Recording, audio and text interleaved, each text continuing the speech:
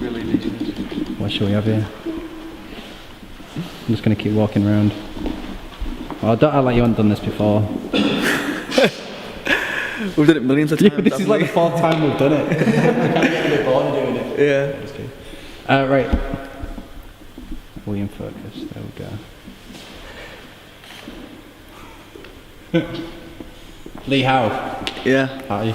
All right, mate. How are you doing? Good. How are you? All right. Tell me what's been going on. In the past 4 weeks, we've moved locations just over the road to a bigger premises, to a larger unit, just to allow access for more members. We're outgrowing that space over there. So that was, when did you move into the old place?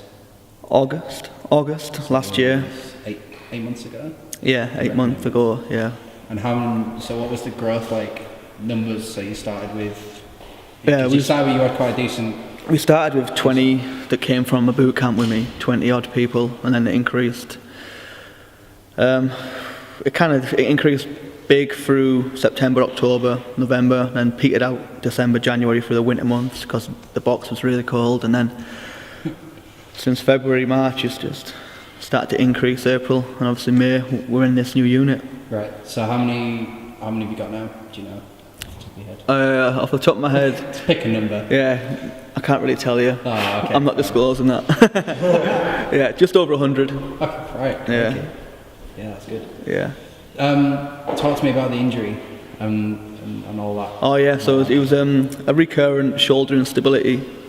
I dislocated it for the first time in 2010. Twice, yeah, into Crete in Iraq, and then in the desert, mate, yeah.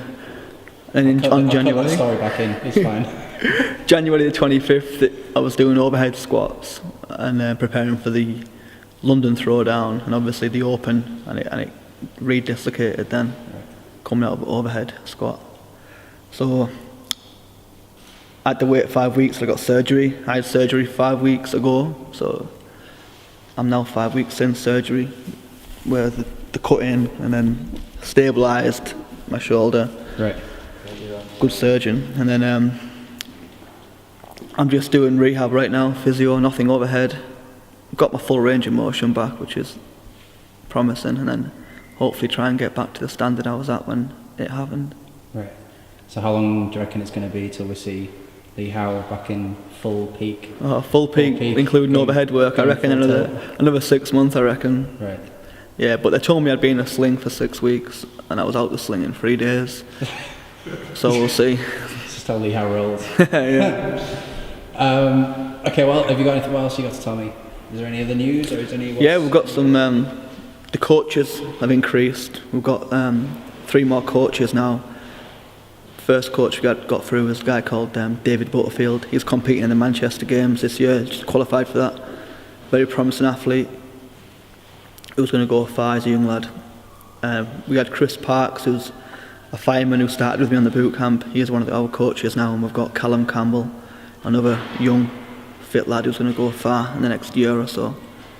Yeah, definitely, for sure. So we've got 3 more additional coaches with potential of another coach, a young lady called Helen Morton. She's going to start running some kettlebell classes and possibly get a level 1 under her belt, and then we'll have a female coach, which is good because we've got a lot of chicks training here. Ninjets, we call them. Women are called ninjets, the men are called ninjas. Yeah, so that's Helen Morton, aka the Rhino. Her nickname's the Rhino. Yeah, and then there's also Rob Duckworth, or Rob Van Dam, as he's known. He's got potential to get his level 1 done and start helping out with classes. He's been helping out with the on-ramps and stuff.